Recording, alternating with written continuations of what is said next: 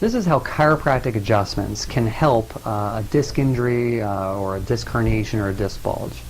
A disc bulge or disc herniation is there's pressure bearing down on the disc, and that disc is pushing back and irritating into the nerves. And chiropractic adjustments, and there's a number of different techniques, can be very helpful at easing pressure off of that structure, at gently moving and mobilizing that area in very safe and very gentle ways that can be helpful at easing pressure off that tissue and helping to allow the body's reparative process to work. So that's how chiropractic adjustments help disc issues.